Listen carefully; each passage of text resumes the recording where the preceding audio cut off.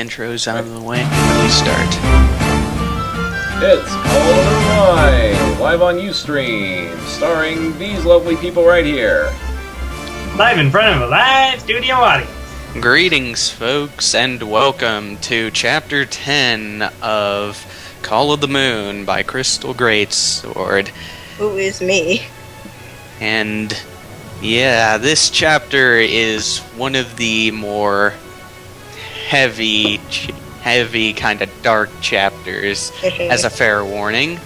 But we have here with us Greetings, everyone. I'm your new narrator, Roy Chibi Chen. What are you talking about? This isn't... What are you saying this ain't my real voice? Yes, it is. Shut up, you. Ethan Rivers. Wookie. Yeah, I'm Sky. I'm playing zombies. I'm Ambassador. I'm playing the role of the wind. You're playing the role of Shut Up. Playing the role Yes. of I'll kill you. And how's my game? We have a couple other folks listening in, like ORT and Hydro Mike. Cherry. Where's Mike? Yes. Alright, So, we ready to kick this off? ready. Oh, yes. Oh boy, here we go. Brace yourselves, viewers. Chapter 10. The Bane of Moonlight. A note from the authoress. I am so very, very, very, very sorry for this scene. It was killing me to write it, but it was relevant. But I felt it was relevant, you mean? Oh, shut up, you. Okay, continue. I take narrative license. Okami's eyes shot open, and she looked around furiously as she stood up, her body aching, but she did her best to ignore it. The wolf yokai squinted as her eyes adjusted to the fog surrounding her. She was standing in a rocky plain.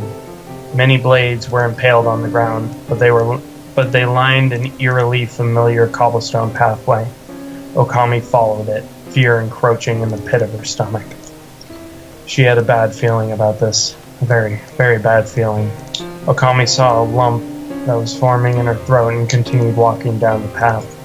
The number of swords impaled in the ground became fewer and fewer in number as Okami proceeded. That was a little redundant. She came across what seemed to be the ruins of a gate, and at her feet was a broom. Okami looked at it and noticed a stain of blood on the handle, a trail of blood leading away from it. The wolf yokai's stomach fell as she saw the broom.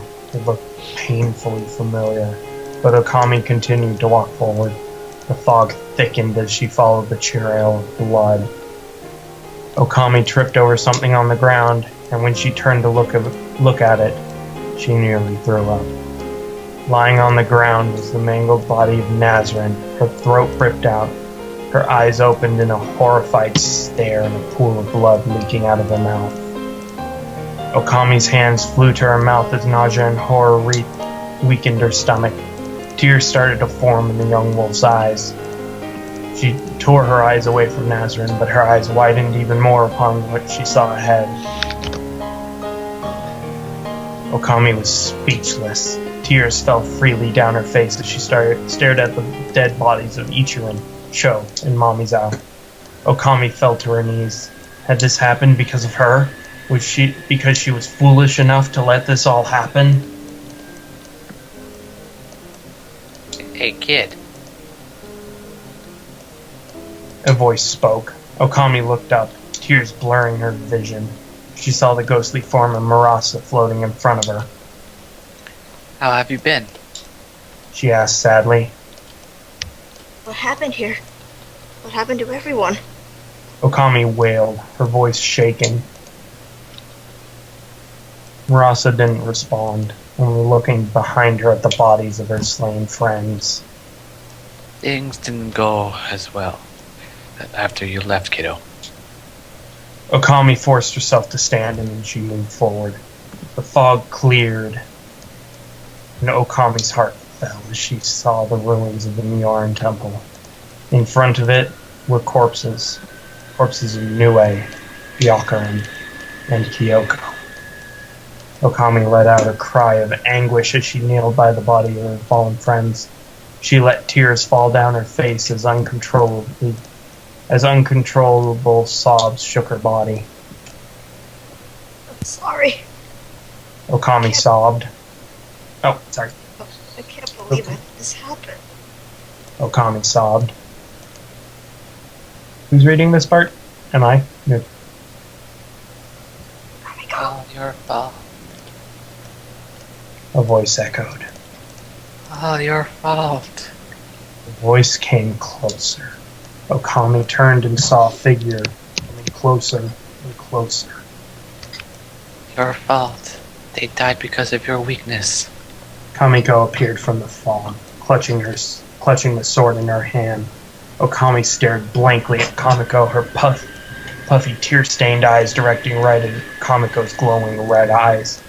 Okami fell to her knees again and glanced at her side as Kamiko placed the blade level with Okami's neck. The moonlight yokai drew the blade back and swung.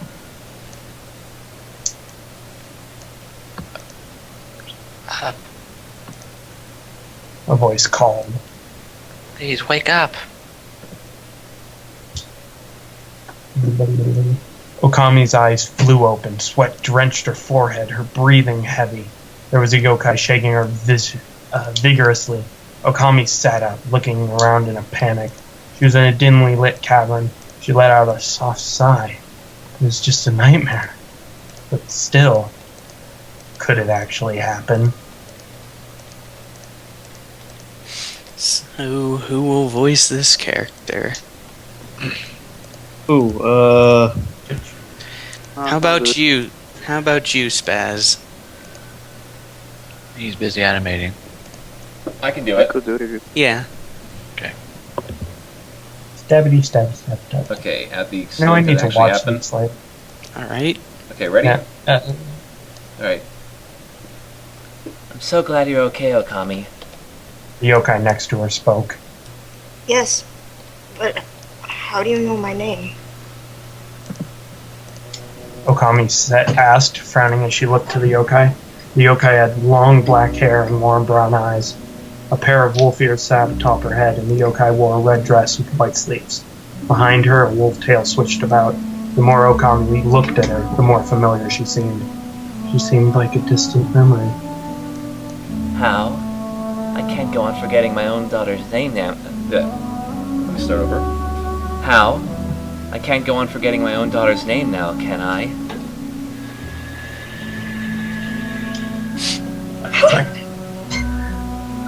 The yokai smiled. Okami stared at the yokai for several moments longer before it dawned on her. Mom? The yokai nodded slowly.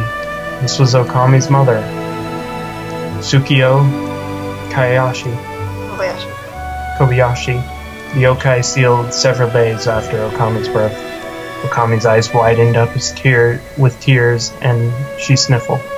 The young yokai hugged her mother tightly and sobbed. Words not working for me. Mom, so much has happened. I don't know what to do anymore. Okami cried.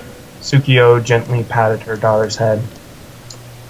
Tell me everything. She spoke. And that was Call of the Moon, Chapter 10.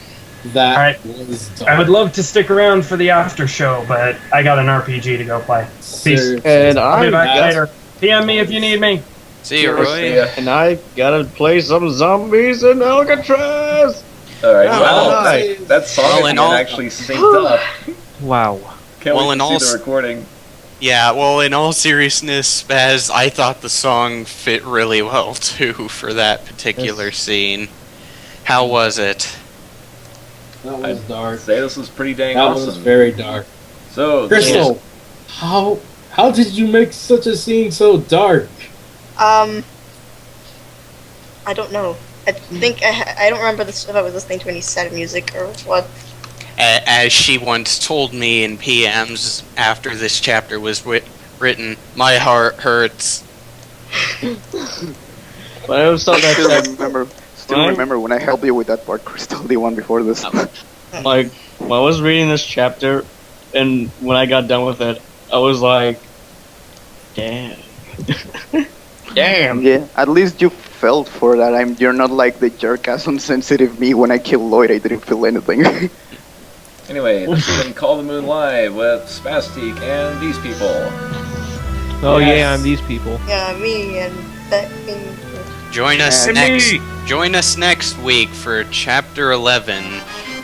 And thank you all for watching, and we hope to see you all next time. And I hope to be there next time. I'm here. Oh. Zombie! Zombie! Triangles.